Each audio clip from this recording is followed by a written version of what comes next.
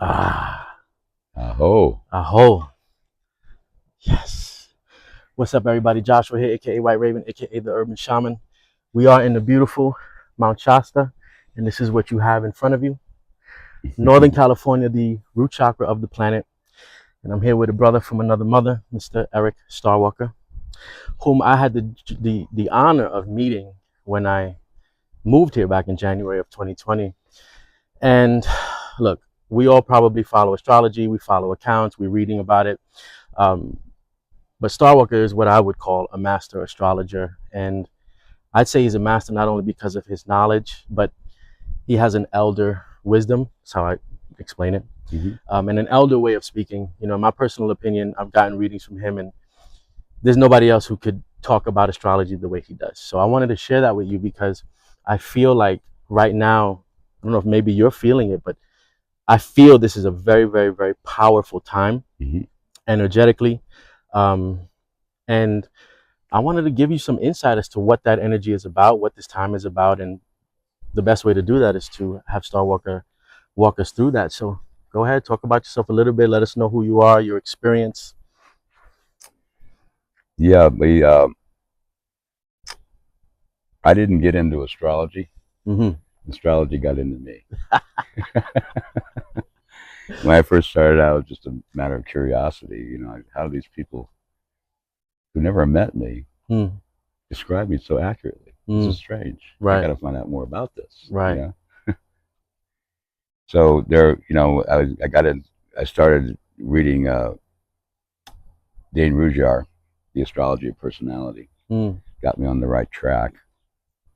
He gave me the a feeling of the astrological signs being an evolutionary process mm, through which the soul evolves to a deeper, more heart centered experience of their true nature.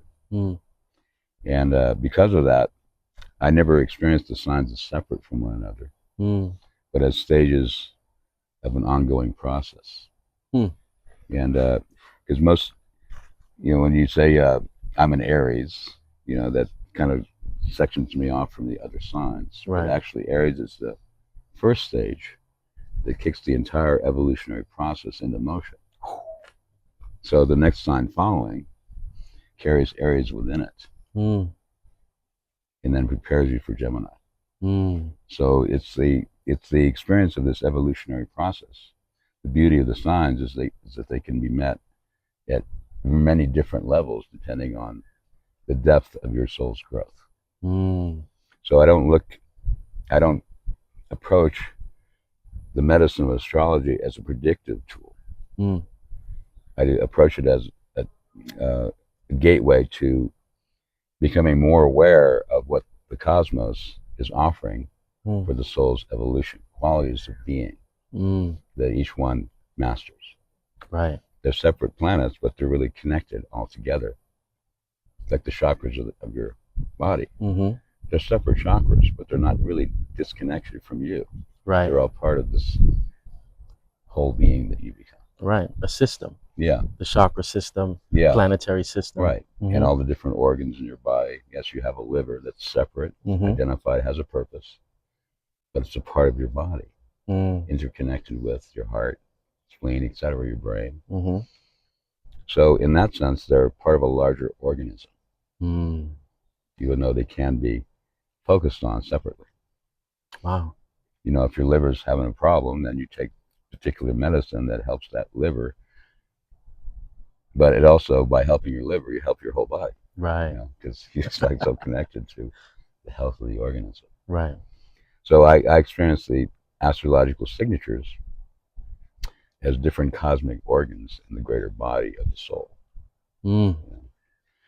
And these more advanced celestials, who since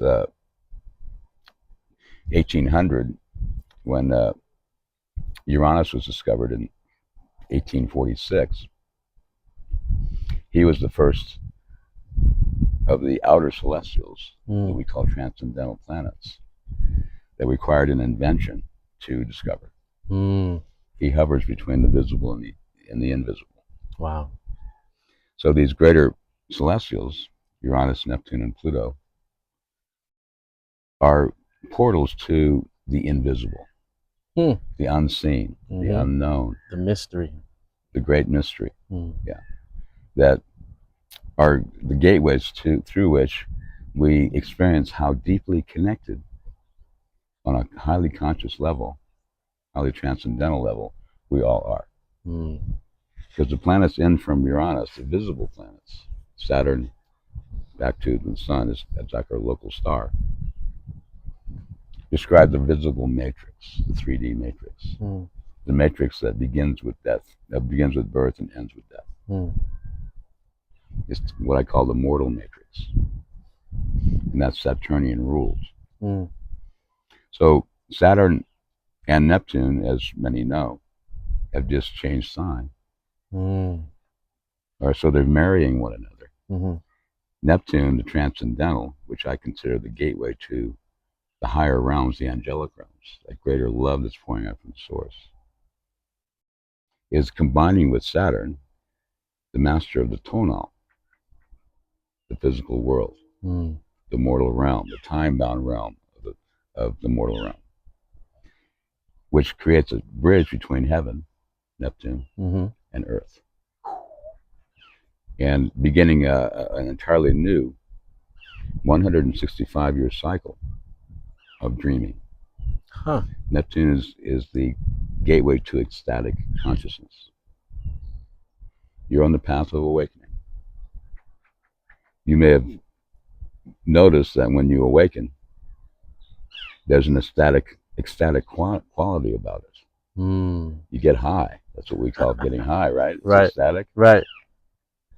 That's Neptune. It's the gateway to these higher states of consciousness. Because where we felt separate before, we not only realize we're one, we experience that we're one. In the highest states of being awakened, that becomes a lived experience for you. Right. There's no doubt about it. It's like, wow, I am connected to everything and everyone. Can you relate? It's no longer just an idea. It's not a mental thing any longer that you read in a book somewhere. It's like, whoa, man, this is like real. This is really, whoa. I how can I even put it into words? And at the center of it all is the opening of the heart. Because it's the nature of love to experience connection. Right. That's why when you say, I love you, or I love that, or I love my car, what you're saying is, man, I feel this deep connection to my car. It's like part of me. Right. Right. Yeah. So that's nature loves nature. Is experiencing that we are connected. And the deeper we experience that connection, the more we feel that we're in love. In the way of love. So that's Neptune's realm. So Neptune, Pluto, and Uranus are these greater, more transcendental states of consciousness that lie underneath and above the drive of individual humans, but also human civilization, to dream a new, more ecstatic reality into being. From the very first day of civilization, when we started planting seeds and started farming, what was the underlying emotional intention? What were we dreaming about? That we wouldn't starve to death, right? Right. Abundance, perhaps. Survival. Yeah, living a more ecstatic life. A life that's more, gives us greater opportunity for love, connection, and harmony. Whereas, when you go out and hunt, you never know whether you're going to find the game or whether you're going to starve to death. That's right. That's not a very happy place to be, right? Right. Even though the hunter-gatherers had their own way of connecting to the natural world and experiencing their own kind of ecstasy. It was a step up once they discovered fire. See, that's all dreamt into being. Right. As what we imagine would lift us all into a greater state of harmony. So the human race has been dreaming various forms of civilization into being. And then at a certain point, do you know who the Anunnaki are? Yeah. So some might know as Anunnaki. might have pronounced Yeah. it that way. Yeah. Mm-hmm. It's they told me it was the Anunnaki, but anyway, it's Sumerian Mm. for those who from heaven to earth came. We don't know their real name. Mm-hmm. It's just the Sumerian, what the Sumerians called them. There was an intervention that appeared to be from the gods, from a higher order or state of being, Mm-hmm. that shifted the entire evolutionary cycle of hominids, human beings, into a higher, more conscious state of being. Mm. However, there was an underlying, because of an intervention, there was an underlying disturbance in the force. Mm-hmm. They came from somewhere else. This was not their home planet. Right. Their civilization was on the verge of going extinct, so they were terrified. Mm-hmm. They were freaked out, and Natural. felt like they were justified in doing whatever they needed to do to stay alive. Mm. So on the emotional tone, that's created the emotional tone underlying civilization. Mm. So if you feel what I'm saying, you can look out around you and realize that the civilizations we witness now have that underlying emotional tone. I was gonna say it's sort of reflective of now. That's what I'm saying. Yeah. It's carried through our entire civilizational history at this point, Mm-hmm. where Earth was experienced as someone to conquer, Mm. to control, Mm-hmm. to take advantage of. Mm. This is all emotional. This is Right. unconscious thought. Right. Okay. It's very visceral, coming from the body's consciousness itself. Our bodies are living beings. Mm-hmm. And the body soul, when the body soul dominates, it's like that. It functions at that visceral, primal level. Mm. It will do whatever is required to keep itself safe and alive. Mm-hmm. And that especially true when a civilization is hitting the wall big time and it's not even sure whether it's going to survive. The entire civilization focuses on doing whatever is required to make it through the initiation. Mm-hmm. But the tone was set then that set this present civilizational cycle in motion. Mm. So if you feel what I'm saying, that there's a certain aggressive way of being. Mm-hmm.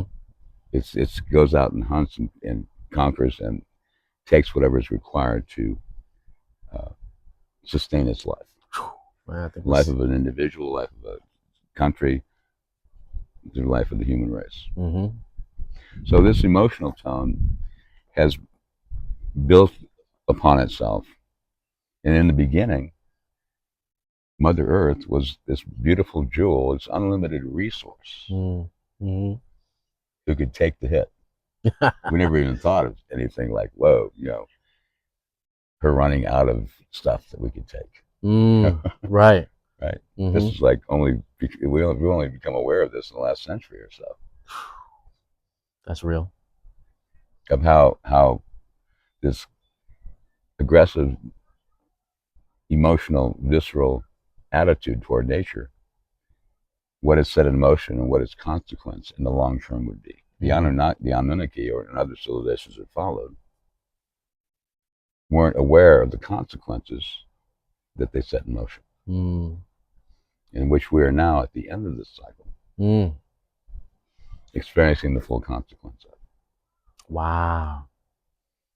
So, from my feeling is that the awakening, the transformation, the shift is at a fundamental civilizational level, where the entire foundation upon which we establish civilizations needs to transform. Are you feeling me on that? I do.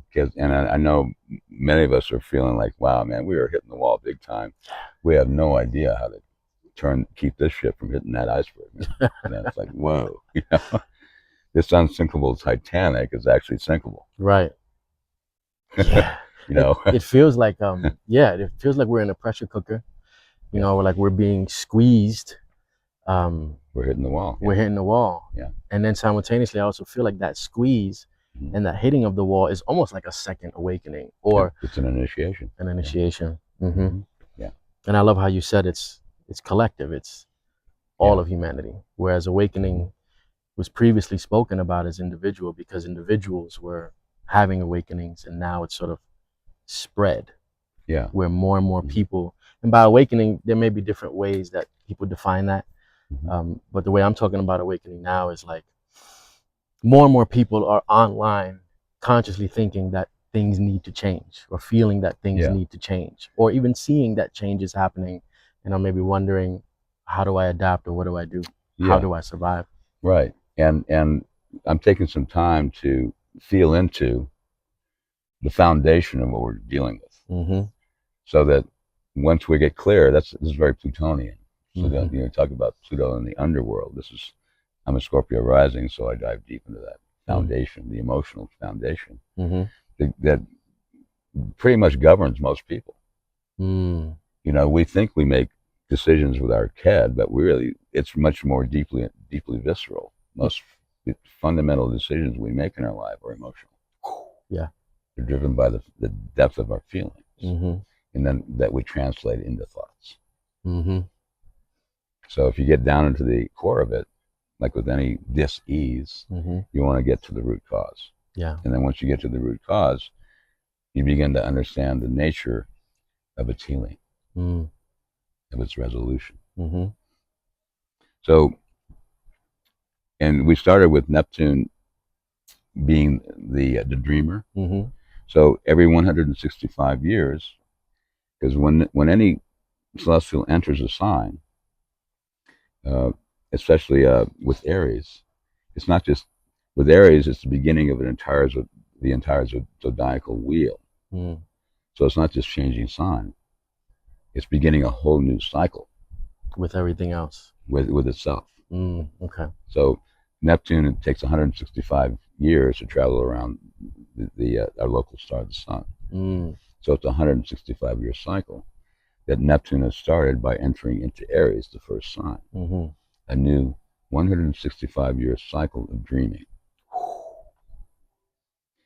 Now, what's very unusual about this is that Saturn, master of the tonal, Neptune's like master of the Nahwal, the gateway to the Nahwal. Mm. Pluto's the master of the Nahwal. This is also beginning a brand new 30-year cycle. Huh. Saturn just went in and entered Aries. Wow. So Neptune went into Aries. Yeah, and then Saturn is entering Aries. Wow. So the gateway, so the master of the tonal and the master of the Nahwal, or the dreaming body, Mm-hmm. are combining their forces so that the dreaming body can find an anchor through the master of the tonal into this world. Wow. That's what I was mentioning earlier. How do we dream a new world into being? Whenever we're dealing with Aries, it's like landing on another planet, like a whole new ball game. Mm-hmm.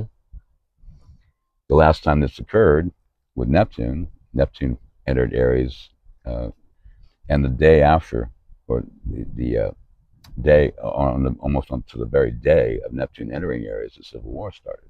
Wow.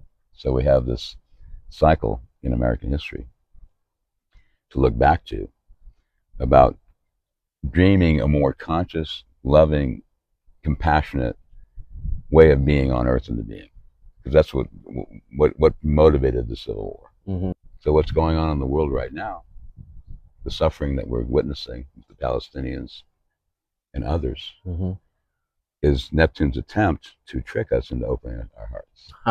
Wow. How bad does the suffering have to get before your heart of compassion leads to action? Aries. Mm.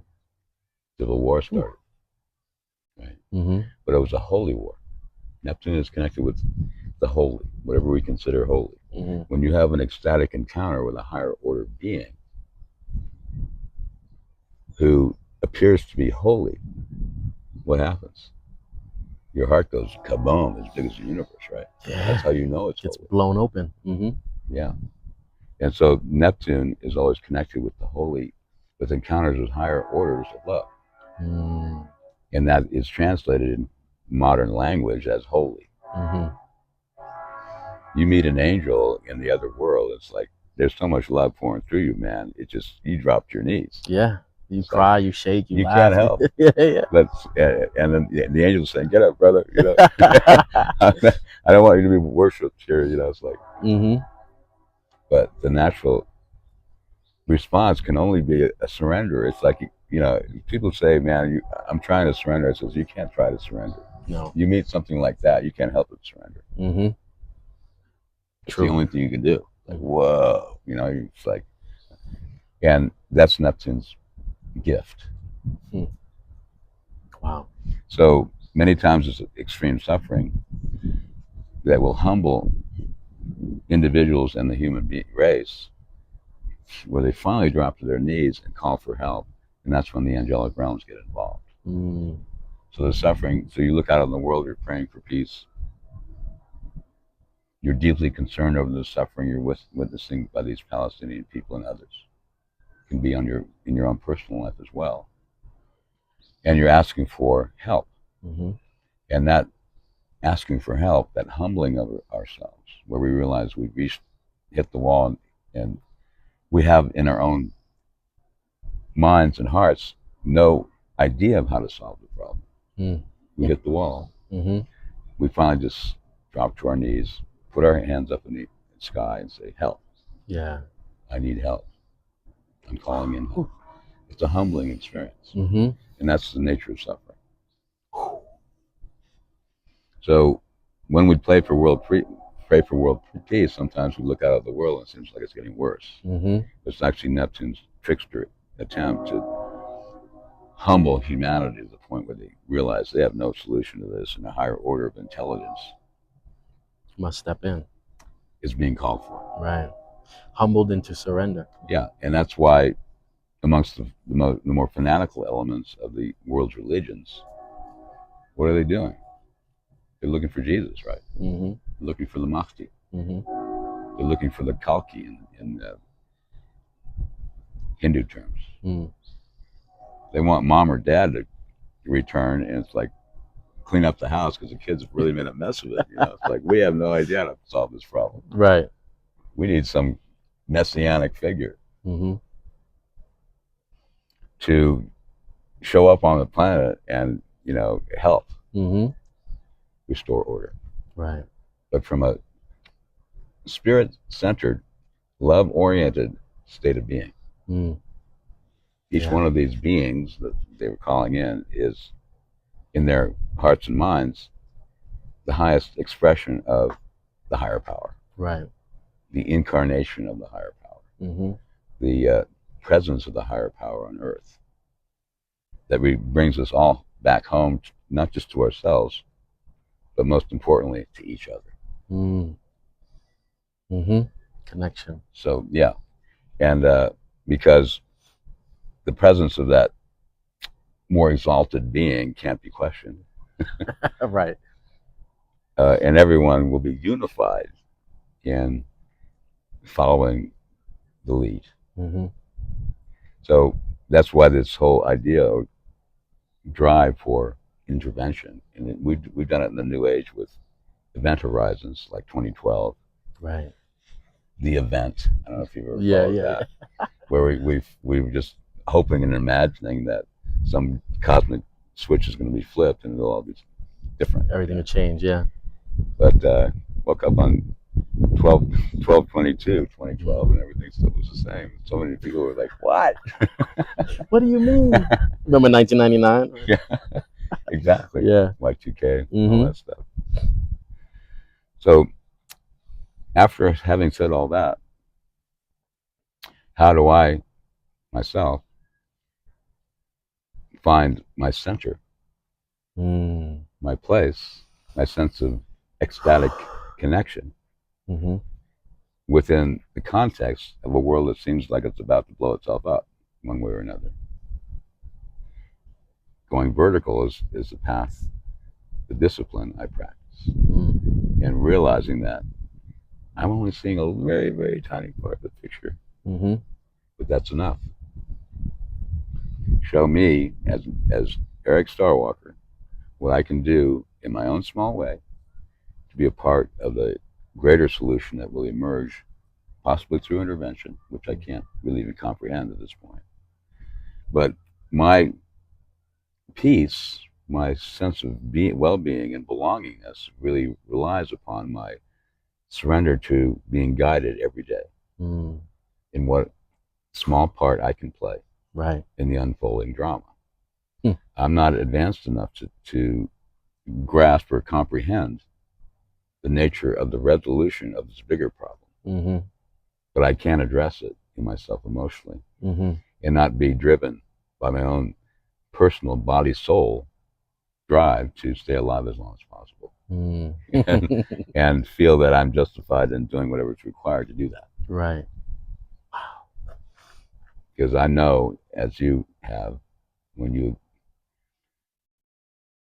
your heart is just blown open as big as the universe and you're connected to your immortal soul, it's no longer a question for you. Right. You experience your immortality. And as this body soul is just here as a temporary buddy, a friend, it helps you take certain initiations that you can't take upstairs in the timeless realm.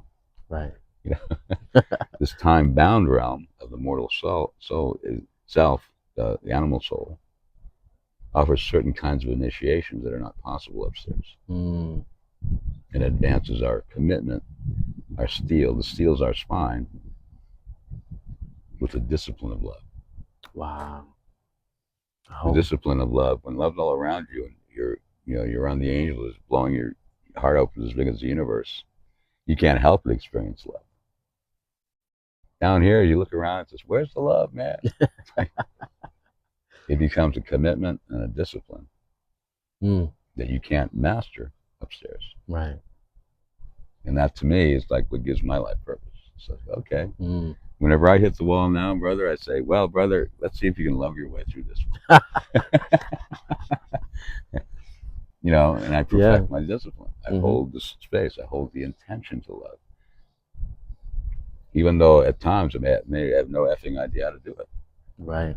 The intention's there. I refuse to be moved from that commitment. And that, to me, is the primary reason, or one of the primary reasons, I chose to be a part of this mortal matrix, to perfect that commitment. Wow. And then once the commitment is there, then the way of love, the magic of love, the intelligence of love reveals itself to you at a new, more advanced state of love, where you didn't witness love before, you start seeing it. Like, wow, love was working here the whole time. I just couldn't perceive it. The way in which I get to the experience of that kind of love operating where I can't see it, as I ask, what's the gift I'm attempting to give myself through this experience? Wow. When you know it's a gift, your heart automatically is like, wow, a gift, man. I want to find out. I want to unwrap that gift. Yeah. Right. Yeah. The word gift gives me the proper state of being to begin to recognize the gift when I ask the question. And once I recognize the gift, even though it may seem like anything other than a gift at the time, right, I say, I'm no longer at war with the experience. I'm actually embracing it. Yeah. And have a deep thankfulness for what it's brought me. Wow. So this is kind of a discipline that keeps me on track. Even though I have no idea of how these higher order beings, who have this entire situation well in order, they pull a completely miraculous trick on us that we can't even, at this point, even imagine. Wow. So the message I've been getting lately is make room for the unknown. Make room for the miraculous. Make room for the impossible. Make room for the unimaginable. Because when we're in this state where we're feeling somewhat up against the wall, our minds go into overload, trying to fill the space with ideas that keep us safe. Yeah. Until it hits the wall and says, man, I have no idea. Yeah. So becoming comfortable within the unknown makes room for the miraculous to show itself. To show itself. in ways that we couldn't even imagine on a human level. Mm-hmm. You know, I always tell, you know, my students and clients that miracles don't come from your mind. They come from the unknown. Yes, exactly. And yet so many fear the unknown Mm-hmm. because it's unknown, and most people who are in fear wish to control outcomes. Yeah. And they are so inundated with spending time and thought trying to figure out how to be prepared or avoid doom and gloom outcomes. Right. And they don't have space. They don't create space for the unknown. Yeah. Yeah. Mm-hmm. So what I've noticed with those who are on the more advanced path, if you don't mind me using that word, It's okay. is they're very comfortable with the unknown. Mm-hmm. Because I'm sure you have, Joshua, and I have as well, experienced what can only be described as miracles. Yeah. And without doubt, the intervention of higher order beings Mm-hmm. will remain nameless, that create miracles Mm-hmm. that I could have never imagined, especially in our personal relationships. Right. Yeah.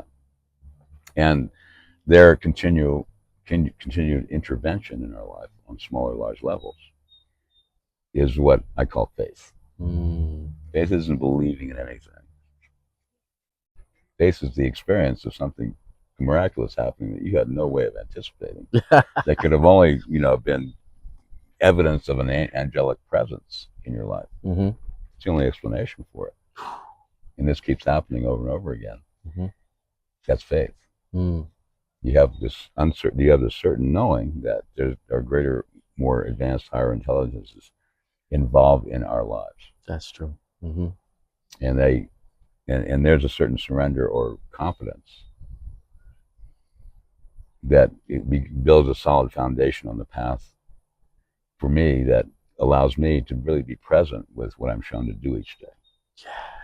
If it's small or large, or doing an interview or whatever it is, I know it's leading me to a conclusion that I can't imagine, because the body soul is a very conscious living being. He's not who we are. He's very aware of his fragility. Mm. So his job or her job is to constantly try to figure out the future. Right. Where the danger might be coming from. Mm-hmm. That's the body soul is very prophetic. Mm. That's what keeps it safe. Mm-hmm. So whenever we're not feeling quite safe, the body starts going on into overload and trying to predict the future. Mm-hmm. It's all kinds of scenarios. Right. But that's the body soul. It's not you. It's not your soul. Mm-hmm. Your soul's immortal. It can't die. Mm-hmm. So whenever my body soul goes into that mode, he can be very creative. Right. I was thinking. I'll watch him do it, and that's cool. I'm not you. Dog's not running the house any longer. Mm-hmm. Just go crazy for a while, and in fact, the body soul is very good at navigating the tonal, this world. It has actually magical abilities that during crisis can be revealed that you never even know you had. Right. So right. The body soul is a magical being as well, but he's very aware of the time-bound reality of his beingness. Mm. He's born and he dies. Okay, and that's once you're aware of those two distinct things going on, you can separate them and observe your body soul, mm-hmm. and not be caught up in it.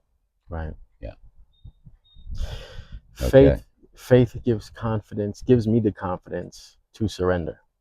Yeah. You mentioned these 3 words, and yeah, exactly. Yeah, because with faith there's no fear, but there's also Right. the comfort in the unknown, which I do have, so I know what you mean. Mm-hmm. But yeah, I've seen people come into faith, go from fear into faith, and then into surrender. Right. Right, because they've had an experience that showed them more. Right. Than they knew. Mm-hmm. In a higher way.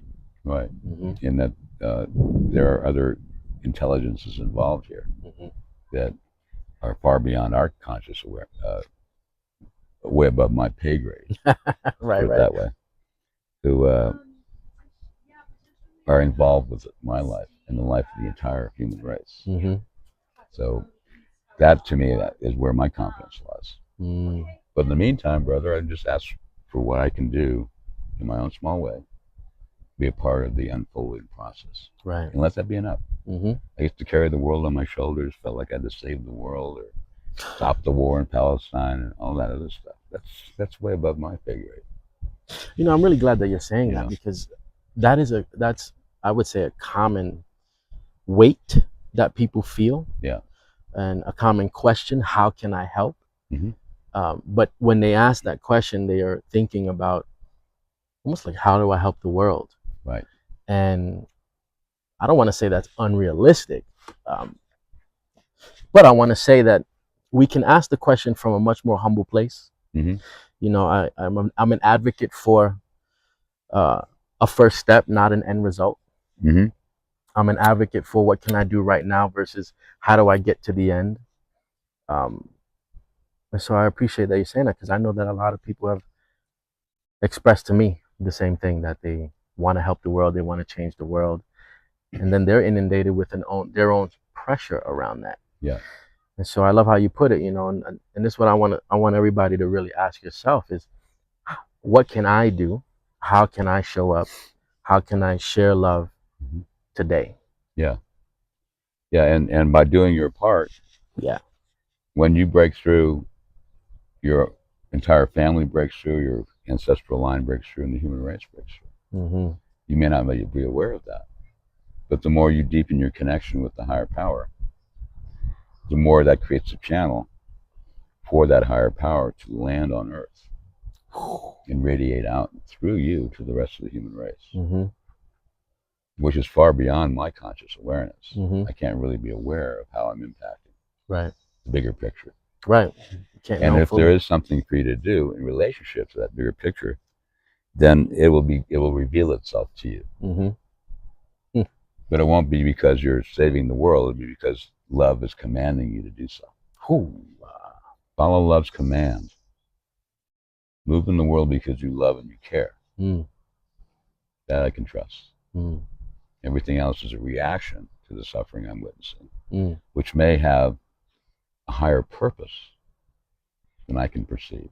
Mm-hmm. In awakening a whole group or an individual or a whole group of humanity to the nature and consequence of a certain way of being Right. in the world. This is the consequence. And the culture can experience that as well as an individual. Mm-hmm. They have to hit the wall as a culture before they, as a culture, wake up and break that pattern. But that's not something, that's so far above my pay grade, I can't even really like grasp it. Right. But I can, through my own individual suffering or compassion, get caught in reacting to the suffering of others rather than acting in relationship to it. Mm. When you're reacting, their suffering becomes your suffering. Right. You're so identified with it that you can't help but act. Mm-hmm. When you're acting, you take that experience of their suffering to the higher power. Mm. And you ask the higher power to direct you in terms of a way in which you can express your love and care for the situation and act upon it rather than reacting to it. Mm-hmm. And then ways in which to actually, in a constructive manner, help resolve the situation may reveal themselves to you, but it also may show you that this is way above your pay grade and you're not qualified. Right. This is not your medicine. Yeah. Okay. Or it's not your fight. Yeah. Could be too. And that this whole group of humans is needing to have this whole contract with one another to play this game out. Mm-hmm. You know. But the more I just concentrate on the gifts that I've been given to share and carry, and do so impeccably to the best of my ability, and then let go, the more I find that sense of grace in my life, where the next opportunity reveals itself. Yeah. You know? Mm-hmm. Like I never expected you to invite me to do this interview, Mm-hmm. and there, here it is. So, it just keeps miraculously unfolding, Right. showing itself. Mm-hmm. On that note, for the viewers, the mountain called me here at this time. About 3 weeks ago, I felt her, and I just felt her communicating to me, come back home. And I said, all right. And on my drive up here, I was asking, well, is there anything I need to do or should do? And what I wanted to do was reach out to Brother StarWalker just to shoot the shit. How you Mm-hmm. been? What's going Right. on? But it also came in, have this conversation and allow a moment for the conversation to be shared with whoever would be available to listen, and create that moment for you, StarWalker, to share, Beautiful. what you share. Mm-hmm. And that's why we're here. And that's what this is born from and spawned from. It's calling and answering the call. Yeah, we're on the verge of the full moon tonight, Yes, let's and get into it. in Capricorn, Mm-hmm. and Capricorn, ruled by Saturn, tends to relate to what we've built in the world and the legacy we're leaving, not just on a personal level, but on a civilization-wide level. Hmm. Capricorn and Saturn are the structures that civilizations has built, the concrete, all the buildings Mm-hmm. that have been here for hundreds and even thousands of years, Mm-hmm. that have left a footprint on planet Earth. And we're experiencing the full emotional consequence of how out of balance our present civilization is with planet Earth, and how much she is letting us know that there's a more harmonious, loving, and integrated way to relate to her. Mm. So the whole shift that I was talking about earlier is an emotional one of realizing that Mother Earth is our mother, Mm-hmm. our friend, our ally, a magical being Mm-hmm.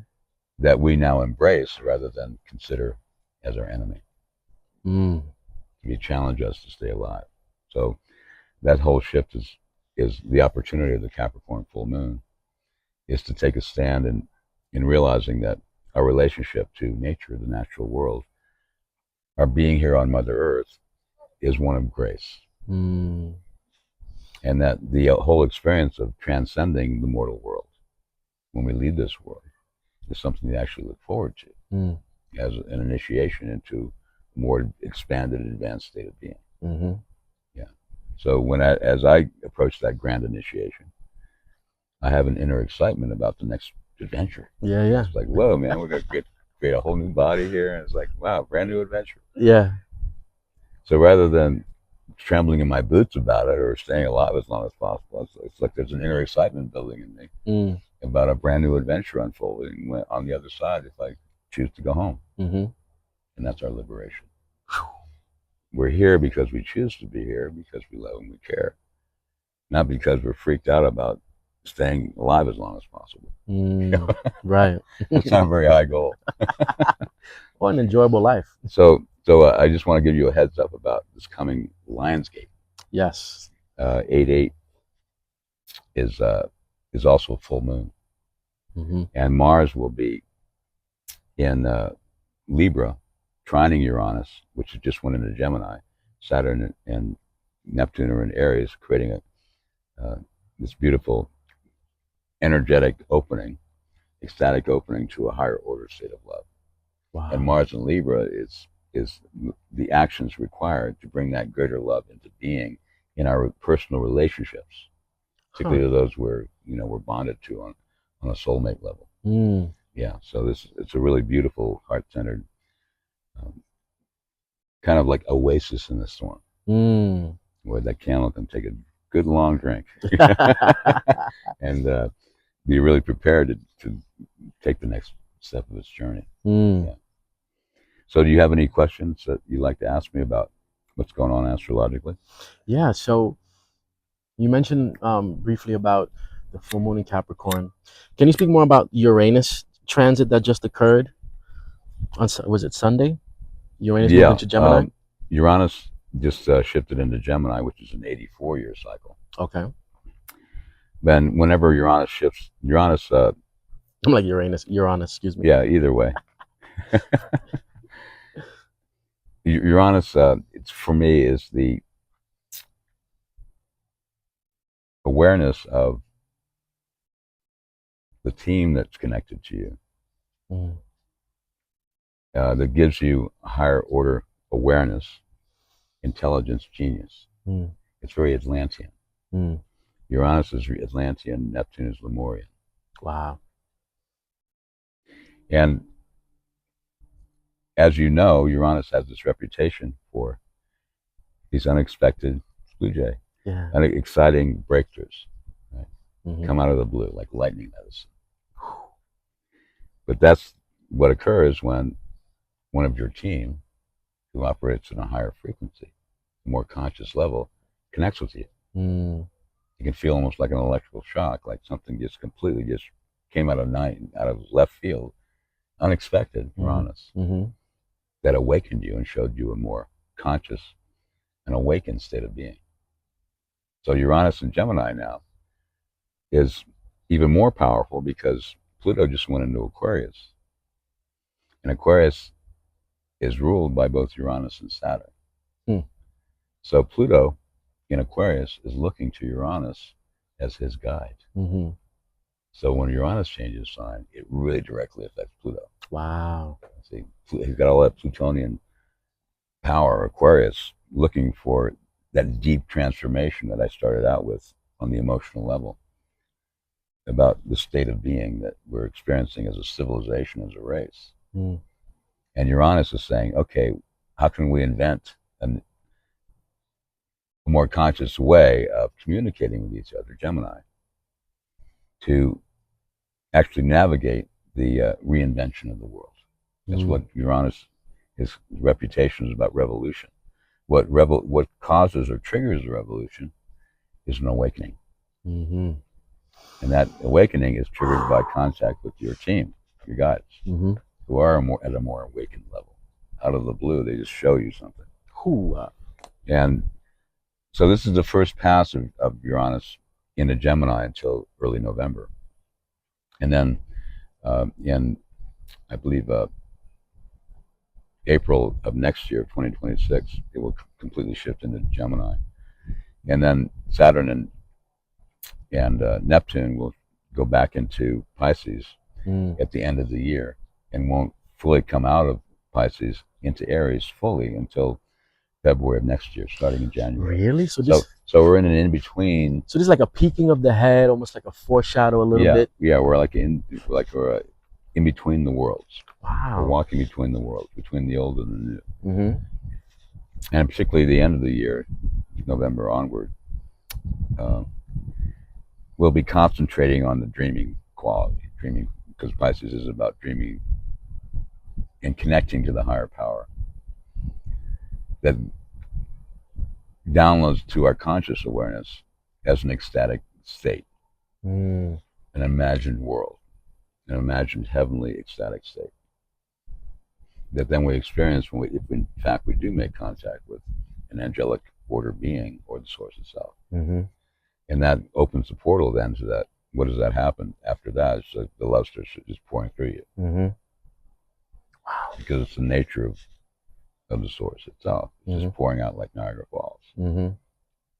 So these higher order contacts with beings of a more advanced state are just have a greater capacity to have that love pouring through them. But then when you meet them, it's like it just blows your heart open too. It's like, bro, you can't help but feel it. And that new, more expanded experience of the power of love moving in the world, throughout the universe actually, then opens the vision of how to start a brand new cycle when it moves into Aries. Moved by the inspiration of that transcendent experience, the power of love moving through you. As a bodhisattva would, re-entering the world from a deeper, more profound experience of compassion than you've ever known before, and loved before. And that's the process through the end of the year into the end of January, and especially by February onward, when we have the Saturn-Neptune conjunction at 0 degrees of Aries. This has never happened before. Wow. 0 degrees, not close to the beginning of the zodiac, but right on the degree. Wow. Yeah. So there's something. The angels and the higher order beings are like going to pull a fast one on us that I can't even imagine. So I'm just going to leave that alone. Right. But in the meantime, on our personal, relationship to the divine, just the image that's coming to me now is like, You ever surf? I've tried it. It's like, whoa, I'm looking out at the horizon. It's like 200-foot waves coming in. I'm an advanced surfer. So what's my job at that point? To surf the wave. Position myself. Mm-hmm. They have to paddle like crazy, knowing the shoreline, how it's all laid out, and where to position themselves to catch the wave. That's what a master surfer does. The better that surfer knows where to catch that wave and position himself there, the more masterful he or she is. So this whole experience between now and then, especially November onward, we're seeing, whoa, I can feel the wave coming. I need to position myself, centered in my being, to catch the wave when it gets. Wow. It begins to show itself. And that positioning is in vertical alignment to the higher power. Yeah, where you're at the exact center of your being. Yeah. You'll feel it. And like I mentioned earlier, make room for the unimaginable. Make room for the miraculous. Yeah. And just hold your ground. You know, I love that, and I love how you've mentioned a few times dreaming. Dreaming, and for you watching and listening, making room for the unimaginable, for the unknown, for the miraculous, for the impossible. How? Okay. Well, dream it in. Yeah. And how? How do we dream it in? Is, I'd say, start to imagine something positive. It's so easy for most people to only imagine, or only using the imagination for doom and gloom, Right. or out of survival or out of fear, trying to survive. It's that, like you said, the body soul. Yeah. And so I think it's really important that people understand that right now, what you can do first is start to begin to learn how, or to create the time to become centered. And it's not automatic. If you've never done this before, it's not automatic, but it's a process. But to create that for yourself, the time, the discipline, so that you can start to sift through, sort out, and eventually develop the ability to discern between your body, soul, trying to survive, and those emotions which are creating the thoughts that you're using your imagination for, trying to figure out what's going to come. Right. And discerning between that, and being able to understand that you're the one observing that process your body's having. You are not the body or what the body is going through. Yeah. He's a living being. He's got his own consciousness. I became aware of that in a sitting meditation here in '86 in Mount Shasta. Yeah. Like, whoa, really? I was sitting on the porch watching the snowfall. And I kept feeling like I had a spear in my back. You know that feeling where actually kept feeling pushed, to do something or do. I says, I'm sick of this. I'm going to sit in this chair, man. And I'm just not going to move.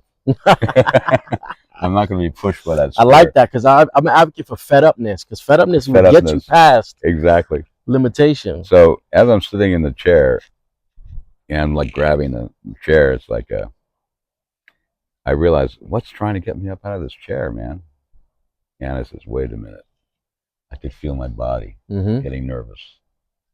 Says, oh, wow, it's my body.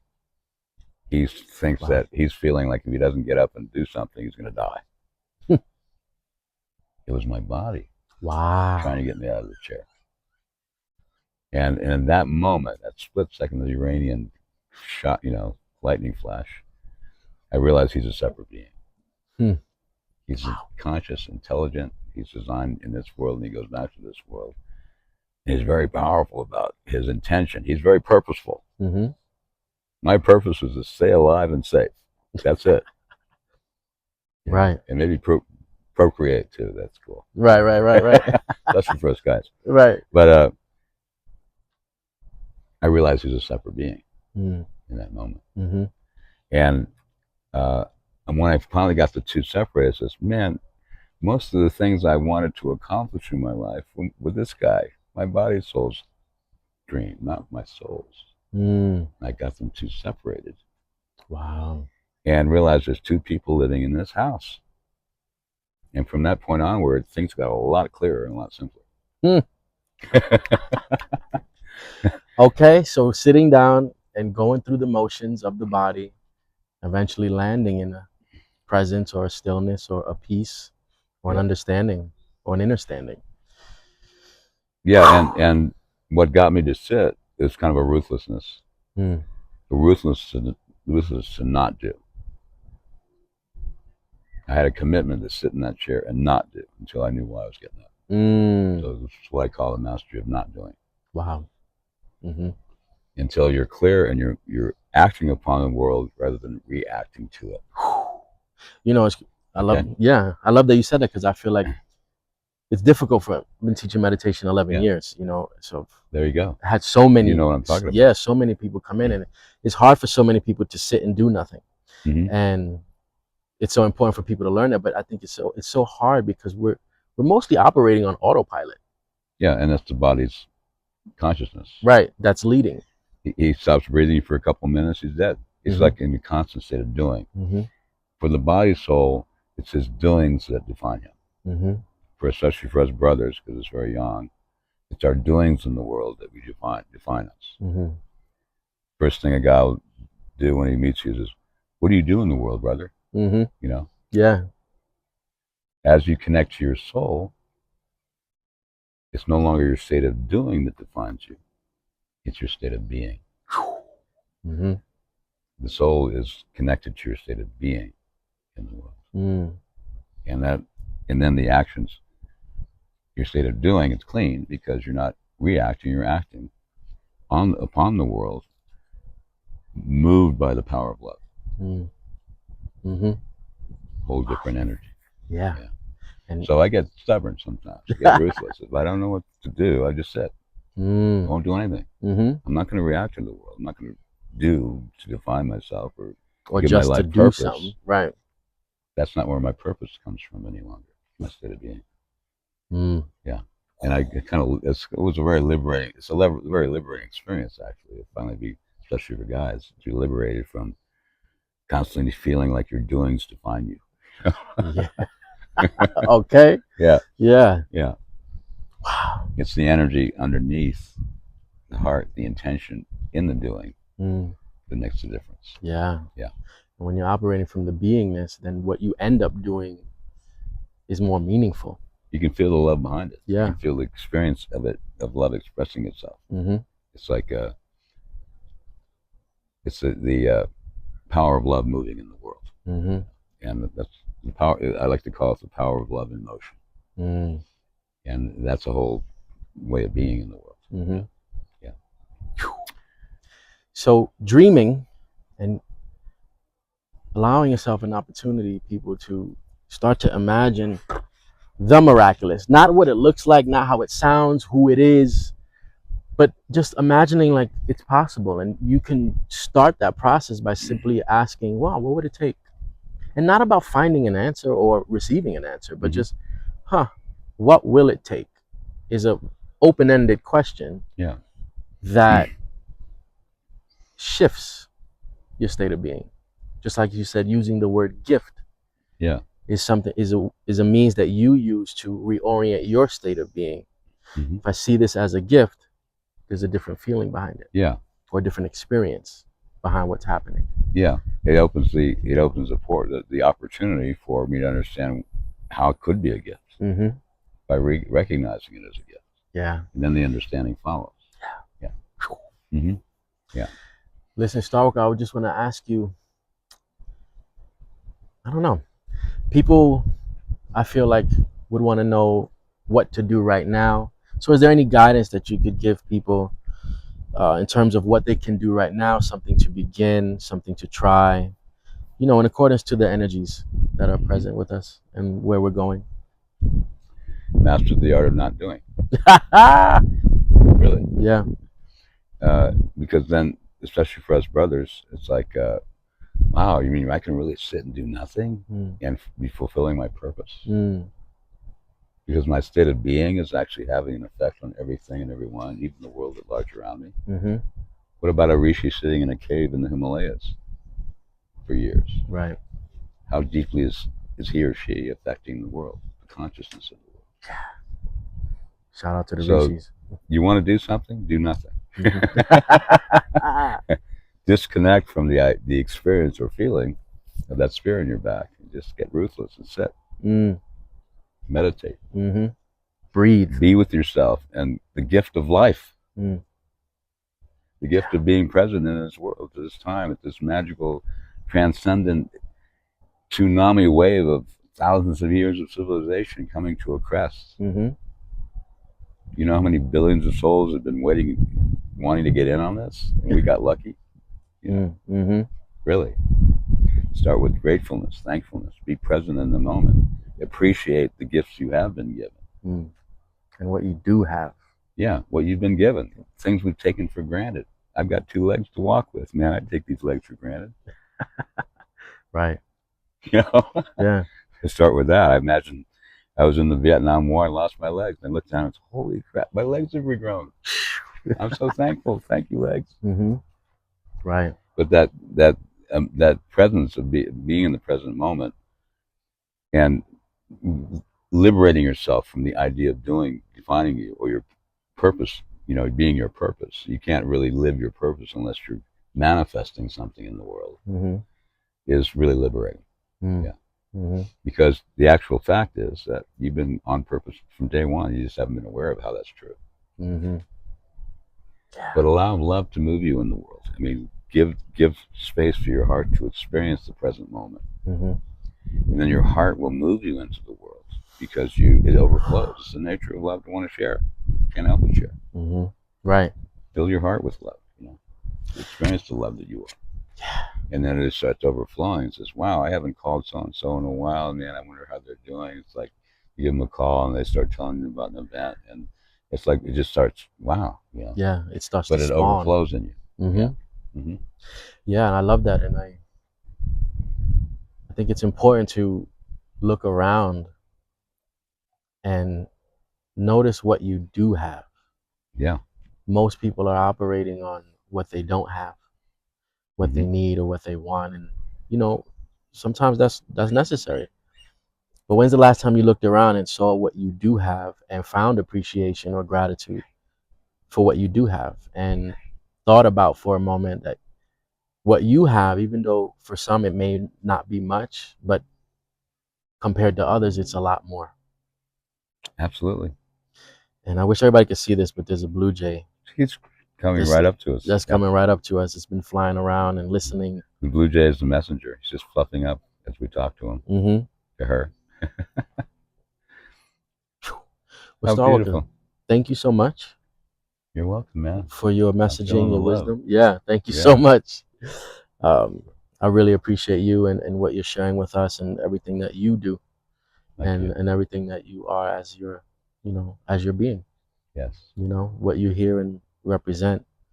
I've learned a lot from you just by listening. Beautiful. Yeah, thank you so much. I feel your heart, brother. Be ready for the magic. Be ready for the magic. Yes. Oh, by the way, we're going to do a little drumming to close us out. In no particular song or style. We're just going to be present and in the moment and feel and express exactly that. Yeah, and if you want to reach out to me to sit with me, then it's StarWalker, Eric as in Eric, StarWalker at yahoo.com. Mm-hmm. Or you can friend me on Facebook Messenger. Perfect. Yeah. Thank you. I highly suggest getting a reading from him. That